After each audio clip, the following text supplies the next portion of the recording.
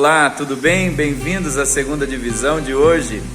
E nós aprendemos e ouvimos um pouquinho nesse domingo a respeito do nosso Deus, que se apresenta na história como o Deus de Abraão, Deus de Isaac, o Deus de Jacó. Se apresentou assim lá no capítulo 3 do livro de Êxodo, quando se apresenta ao povo e manda Moisés dizer a eles: o Deus de Abraão, o Deus de Isaac, o Deus de Jacó me enviou a vocês.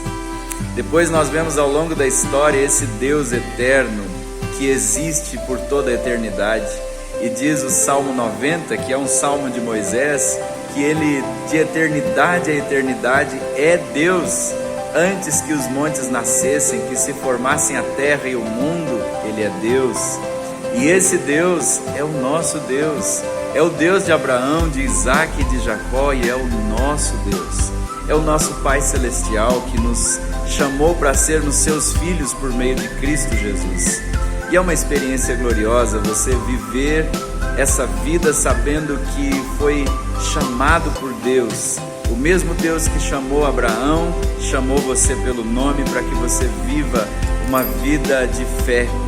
O Deus que sustentou a vida de Isaac, o Deus que fez de Isaac o filho da promessa, e o Deus que sustentou a vida de Isaac em circunstâncias tão adversas, é o mesmo Deus que sustenta a sua vida, que faz você superar as crises da sua vida.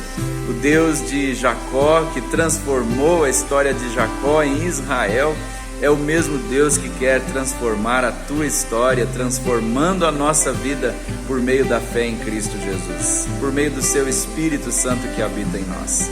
Portanto, meus irmãos, que privilégio nós sabermos que o Deus de Abraão, de Isaac e de Jacó é o nosso Deus.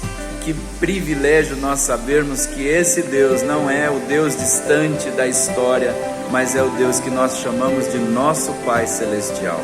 E você e eu estamos sendo desafiados ao longo dessa semana a viver ainda mais a intimidade que por meio de Jesus Cristo nós temos com o Deus de Abraão, de Isaac e de Jacó.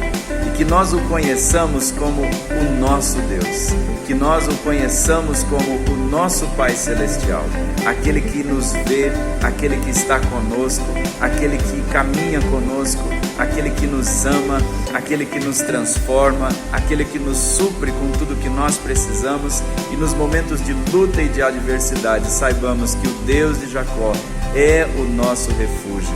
Senhor, Tu tens sido o nosso refúgio de geração em geração, disse o Salmo 90. Celebremos a confiança de crer nesse Deus, que é o Deus de Abraão, de Isaac e de Jacó, o meu Deus, o seu Deus.